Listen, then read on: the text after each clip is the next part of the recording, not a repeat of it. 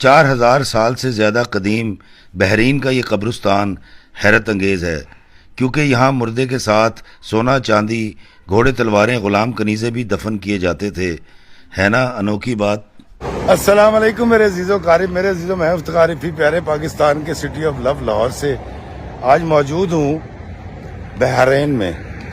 یہ میرے پیچھے جو آپ دیکھ رہے ہیں دوستو، یہ قبرستان ہے، اور یہ جو اتنی بڑی آپ دیکھ رہے ہیں، یہ یہاں کی قدیم قبریں ہیں، اور یہ پورا علاقہ قبرستان ہے۔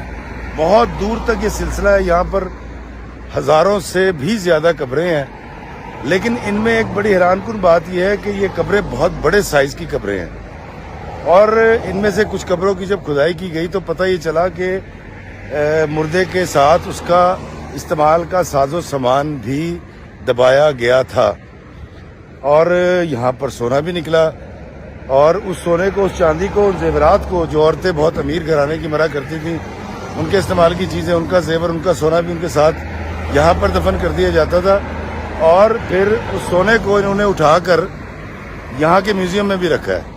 تو یہ ایک عجیب طرح کا، ایک اور طرح کا انوکھا قبرستان یہاں پر موجود ہے، اور یقیناً اتنی بڑی قبریں، اتنے بڑے سائز کی قبریں تو میں نے آج تک دیکھی نہیں، آپ نے بھی نہیں دیکھی ہوں گی۔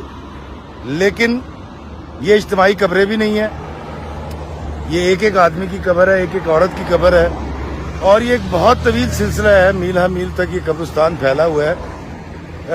اس طرح کا قبرستان میں نے تو زندگی میں پہلے کبھی نہیں دیکھا۔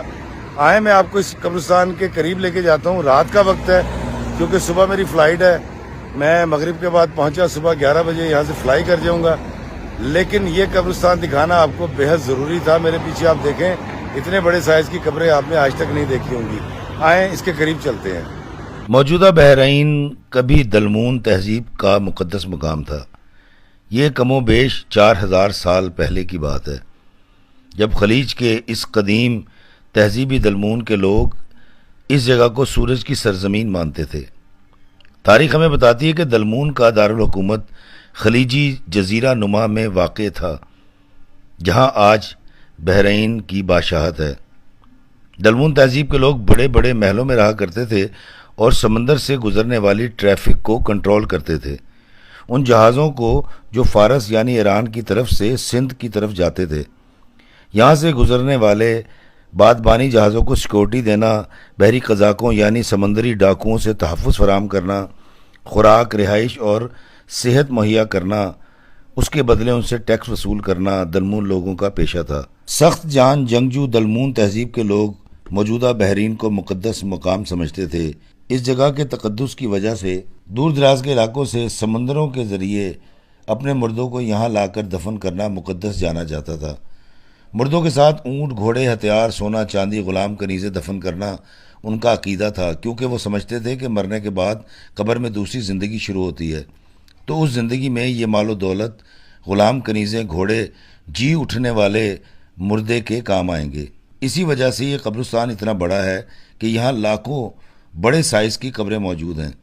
اس قبرستان کو، جو آج بھی 35 کلومیٹر دور تک پھیلا ہوا ہے، ہر قبر کے اندر 2 3 4 کمرے موجود ہیں، جہاں مال و دولت، استعمال کی چیزیں اور غلام کنیزیں دفن ہیں۔ یہ تو ایک کہانی ہے۔